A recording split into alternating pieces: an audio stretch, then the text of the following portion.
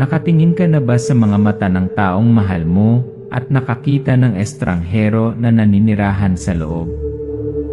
Isang tingin na hindi sa kanya. Isang ngiti na hindi pamilyar. And my name is Jane. Police? Sober. Realistic. Naniniwala ako noon na lahat ng bagay sa buhay ay may paliwanag hanggang sa nakilala ko si Aaron. Isang lalaki, Aaron, ang nakaupo sa isang interrogation chair. Ang kanyang mga kamay ay nakadakip. Ang malamig na liwanag ay bumabagsak. Malabo ang kanyang mga mata. Ang kanyang mga mata biglang nagbago ang kulay. Jane, nagsasalaysay ng boses. At si Kyle, sila ay isa.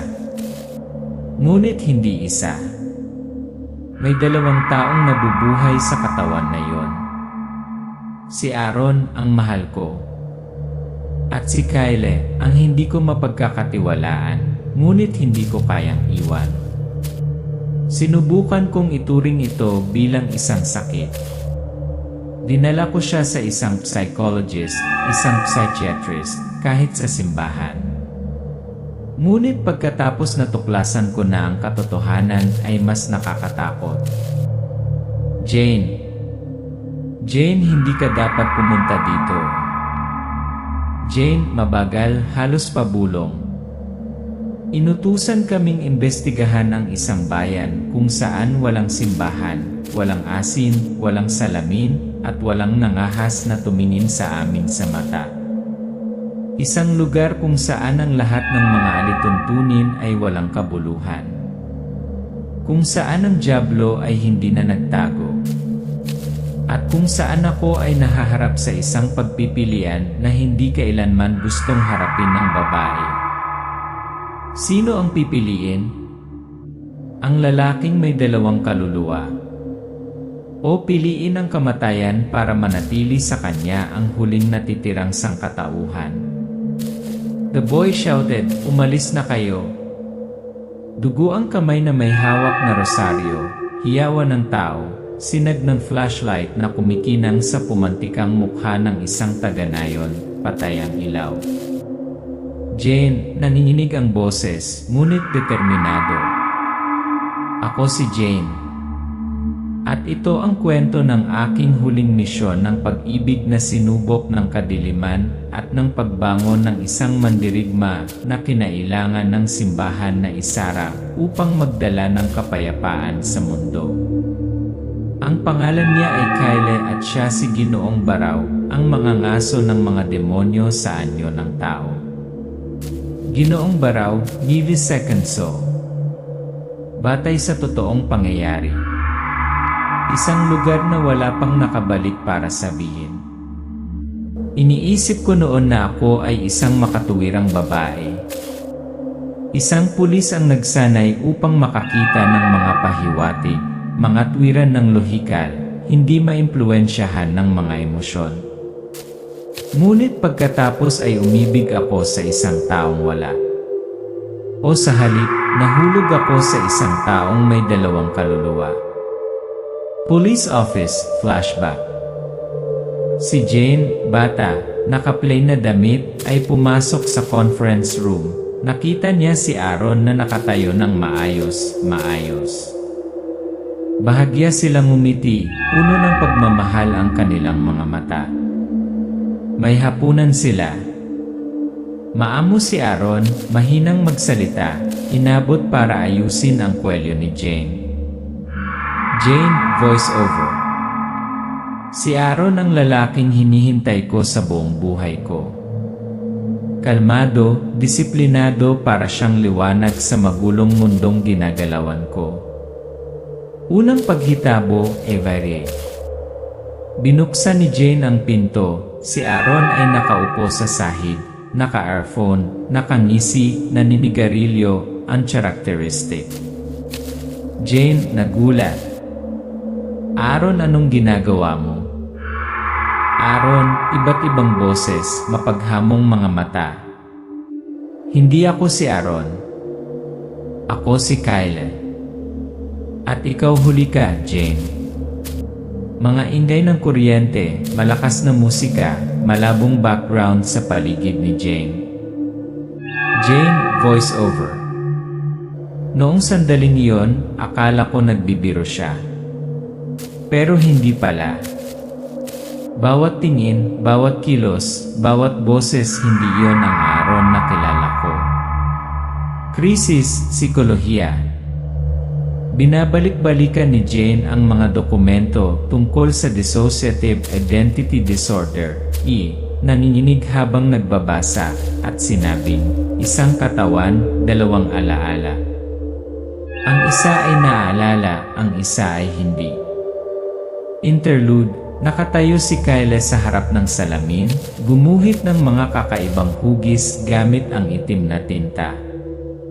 Nagising si Aaron, tinanong si Jane, bakit mo ako tinitingnan na parang estranghero?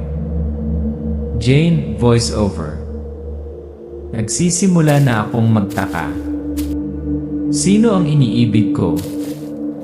Si Aaron ba, ang magiliw na lalaking nangako na papakasalan ako? O si Kyle ba, ang rebelde, ang estranghero, ngunit naintindihan ako sa paraang hindi kailanman magagawa ni Aaron? Internal dialogue, piliin Benji iyong mukha na ipagkatiwala. Hinarap ni Jane si Kyle sa isang bakanteng kwarto. Jane, totoo ka ba o multo lang sa isip ni Aaron? Ireri, lumalapit. Ako ang hindi pinangahasang aminin ni Aaron. Ang galit niya. Ang kanyang survival instinct. At alam mo kapag sumasapit ang gabi, ako ang nagpoprotekta sa iyo mula sa mga bagay na hindi pinangahasang tingnan ni Aaron. Jane, voice-over. Ako ay napunit sa pagitan ng dalawang bahagi, isang taong nagpapaniwala sa akin sa pag-ibig at isang taong nagpapatakot sa akin na ako ay umiibig sa isang halimaw. I-unlock danhi pananampalataya and need supernatural sign. Pumunta si Jane sa isang babaeng psychiatrist ang gumamot kay Aaron. Doktor, naniniwala ako noon na isa itong klinikal na kaso. Ngunit nagsimulang malaman ni Kyle ang mga bagay-bagay walang nagsabi sa kanya. Tinatawag ang mga pangalan ng mga pari na namatay ilang siglo na ang nakakaraan. Pagguhit ng mga sinaunang simbolo na walang nagturo sa kanya. Doktor, nakatingin ng diretsyo. Jane, hindi ako sigurado na ito ay isang sakit lamang. Siguro isang tunay na kaluluwa ang naninirahan sa katawan ng iyong kasintahan. Nakuha ng kadiliman. Pumasok si Jane sa bahay. Bumukas ang pinto. May hawak na kutsilyo si Kyle, puno ng dugo ang mga kamay. Jane, sumisigaw. Kyle, anong nangyayari? 3 araw bago mag-collapse ang lahat iyon ay mahiwang order. Ang conference room ng police present. Sa screen, isang mapa ng kanlurang kabundukan, ang bayan ng San Rafael. Mga tala, 8 nawawala, walang paliwanag. Walang simbahan. Walang signal. Chief Franco, malamig. Jane. Aaron. Kailangan ko ng 2 tao para mag-imbestiga sa kasong ito. Walang pansinan.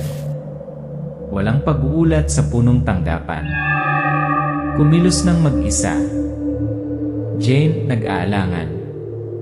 Walang simbahan. Walang sistema ng komunikasyon. Chief Franco.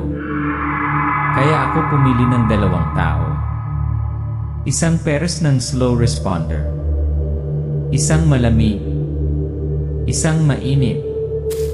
Ngunit laging epektibo. Tumingin sa mga mata ni Aaron, parang may alam siya. Iyan ay kakaibang trip, Benz banggaan. Drone, ang paikot-ikot na kalsada sa bundok, ang jeep ni Jane na nagmamaneho sa makapal na hamog. Si Kyle ay tumataas, si Aaron ay tahimik. Jane, voice-over.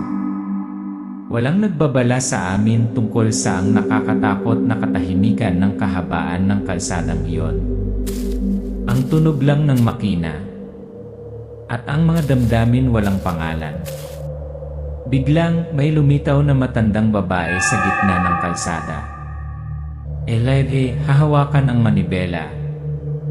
Dam! Iniikot ang gulong, ngunit hindi maiiwasan ang bangdaan. Iyan ay matandang babae, hindi mamatay. Mabilis na lumabas ang dalawa sa sasakyan. Jane, nataranta. Lola, okay ka lang ba? Dahan-dahang tumayo ang matandang babae, bali ang tuhod, dugo ang buong mukha, ngunit nakangiti. Welcome sa bahay. Tapos tumalikod at naglakad na parang walang nangyari. Aaron, bumalik sa mga kontrol. Siya hindi isang normal na tao. Jane, hindi ito maganda. Iyan na yon na walang pangalan. Ang sasakyan ay dumaan sa bamboo gate ng village, kung saan mga buto ng hayop ay nakasabit. Walang name-plate, walang simbahan, walang krus. Huminto sila sa isang nakatalagang bahay na gawa sa kahoy. Ang mga tao, tahimik, blanko ang mata, laging iniiwasan ang mukha ni Aaron Kyle. Jane, voice-over. Ang bawat kilos sa nayon ay nakaprograma. Walang pagbati. Walang eye contact. Walang bawang. Walang asim. Walang refleksyon sa salamin. Babala ng bata. Isang batang lalaki ang lumitaw sa tabi ng balon, bumubulong. Umalis na kayo. Bago dumilim. Jane. Ano? Dito ka nakatira? Hindi kami ligtas dito. Lahat sila hindi tao. At tumakbo palayo na parang hindi pa nakakapunta doon. Nakakamiss Danny Kotse, Danny nakakakikilamang misconception. Kinaumagahan. Pumunta sila sa lot, wala na ang sasakyan. Evile, galit. May nanliligaw sa atin. Aaron, lumabas. Teka, huwag kang padalos-dalos. Kailangan nating suriin muli. Baka magnanakaw yon. Evire, sa salamin. Magnakaw ka. May mali sa mga taong ito sa nayon. Jane, nahuli sa pagitan ng dalawa. Tama na. Pareho silang tama. Pero paano kung tama si Kyle? Paano kung ang lugar na ito ay hindi isang normal na nayon? Turnover at instinct reflex. Sa gabi, kumakain silang tatlo ng kanin na dala ng mga taga-nayon. Sinubukan ni Jane na magdagdag ng asin, umuusok ang pagkain at kakaiba ang amoy. Jane, nanginginig ang boses. Sila hindi makayanan ng asin. Elaire, naglabas ng baril. I told you. Nakulong tayo sa mga demonyo. Aaron, sinusubukang kumalma. Hindi. Maaari silang magkasakit o maapektuhan ng kapaligiran. Mangyaring huwag itong gawing patayan. Ivay, then just wait to die. I won't. Lumabas ng bahay na wala sa dilim. Sobrang stressed. Si Jane ay nakaupong mag-isa sa kalagitnaan ng gabi. Ang huni ng hangin, ang marahang katok sa pinto unti-unting lumalakas. Jane, voice over. Hindi ko na alam kung kanino ako kakampi. Pareho tayo sa kanya. Pero pareho tayong strangers. At ang unang gabi sa nayon ay hindi ang pinakamadilim. Lumilitaw ang teksto. Ang katok hindi tumitigil. Everi, huminga ng malalim. Pinoprotektahan ko siya. At pinoprotektahan kita. Mababa, masamang boses. Dahil ang dumarating sa atin, Jane, ay hindi tao. Bulong sa hangin, umalis na kayo.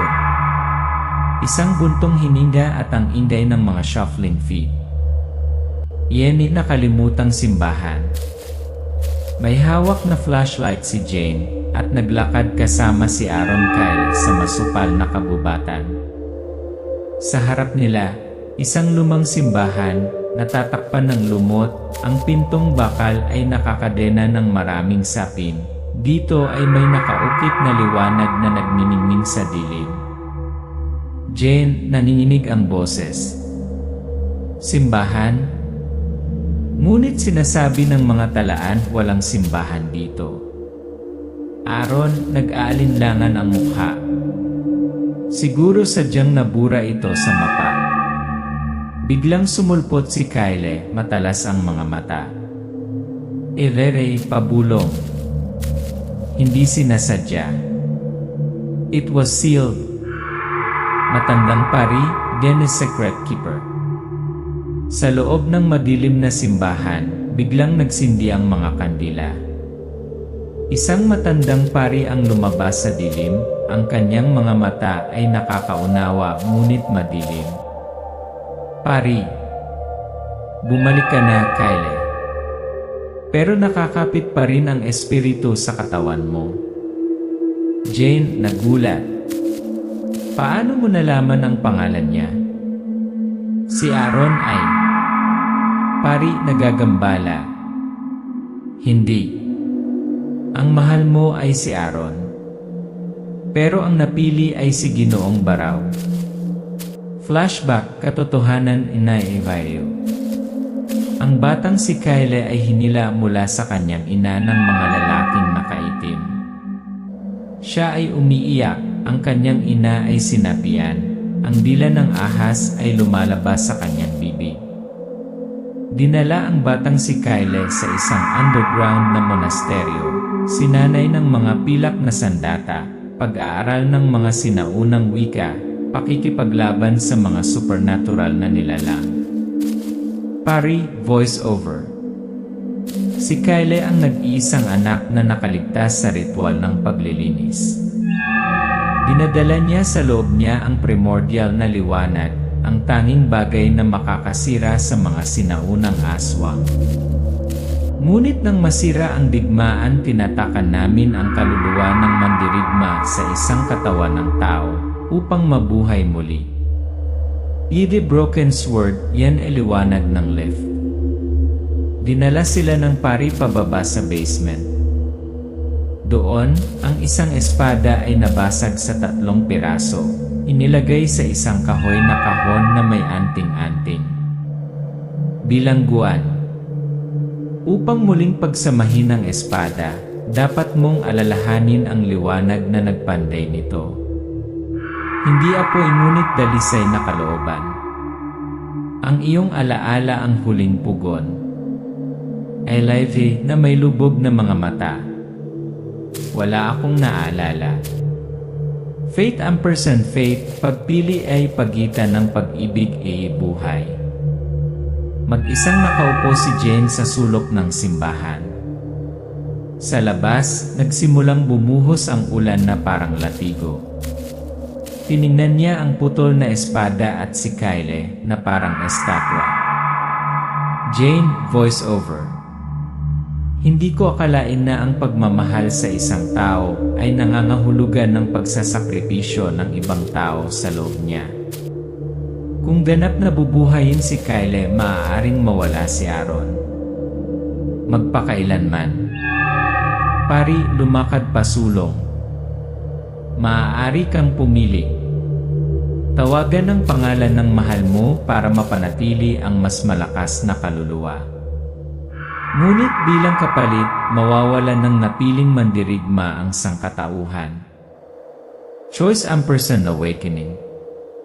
Namatay ang mga ilaw. Mula sa kadiliman, ang mga tunog ng pagkamot, paglusot, at isang tinig na parang hangin. Kali. Jenny. Jane, nakatayo sa pagitan ng dalawang pangalan. Aaron o Kylan? Nasakalang boses. Hindi. Pinipili ko pareho. Lazy, nakatayo, nagbabago ang kulay ng mga mata. Salamat. Ngayon bumalik na ang huling mandirigma. Bukas din pinto ng kadiliman. Ang simbahan ay umuuga, ang mga pader ay nabibita, ang bahagi ng sahig ay nahuhulog, na nagpapakita ng isang sinaunang daanan sa ilalim ng lupa na may isang serye ng mga misteryosong simbolo. Pari, sa wakas ay bumuntong hininga. Naamoy nila ang liwanag. Wala kang paraan pabalik. Jane, hinawakan ang kamay ni Kyle. Kung ito na ang wakas, at least sama-sama tayong lalaban. Ngayong gabi, ang sibat ay sisikat o ang lahat ay lulubog sa kawalang hanggan. Nahati ang lupa. Nagiging pula ng dugo ang langit. Bukas ang mga pintuan ng impyerno. Hindi unang atake. Sa dilim ng simbahan, may malakas na katok tapos may sumabog. Sumugod ang mga aswang, humanoid ang itsura, ngunit mapuputi ang mata, pangil ang bibig, mahahabang malaahas na dila. Jane, gumuhit ng baril. Nandito na sila. Larry, may hawak na lightsaber. Hindi tao. Walang awa. Gumagamit si Jane ng mga anting-anting, pilak na bala. Naglalaslas si Kyle gamit ang kanyang sagradong espada. Ang bawat hampas ay nagliliyab sa mga demonyo ng liwanag. Kumalat Len ilaban ni Sinayon. Ang mga puno ay nalalanta, ang langit ay nabibitak sa kidlat. Ang mga bata ay hindi na tumatawa, sa halip sila ay umaangal. Jane, pabulong, lumuluha ang mga mata. Dati silang mga tao ay magkapitbahay. Ereri, napasigaw. Hindi na. Ito ay mga shell na kontrolado ng sinaunang kadiliman. Iyan ay katotohanan tungkol ang bloodline na Jane. Biglang may bumagsak na jeep sa gitna ng impyerno, na durog sa ilang nilalang. Lumabas si Hep Franco at isang babae, si Nanay Jane. Hip!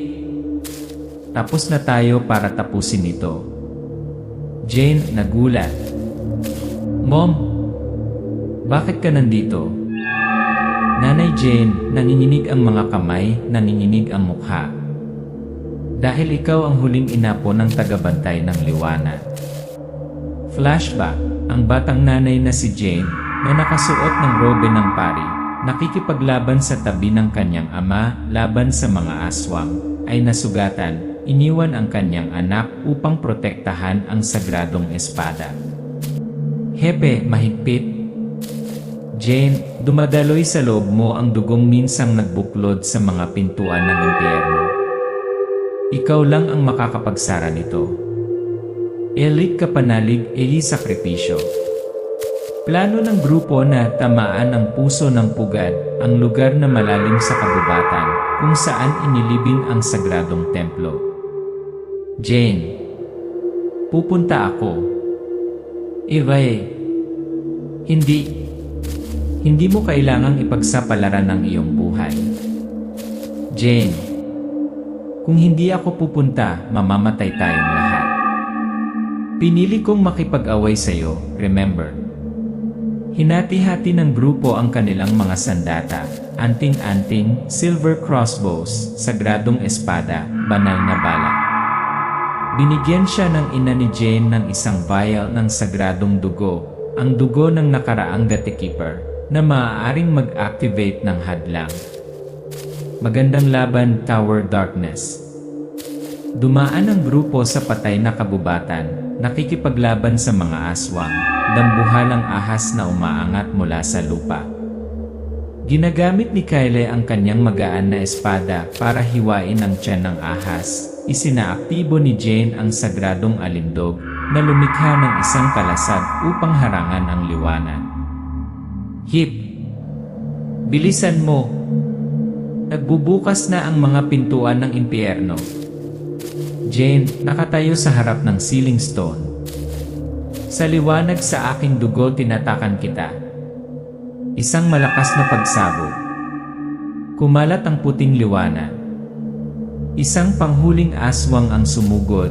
Tinutusok si Jane gamit ang kanyang malademonyong kuko, ngunit pinanatili niya ang kanyang kamay sa selyo. Ang kanyang dugo ay umagos sa sagradong bato. Tagumpay. Kapalit ng pagkawala.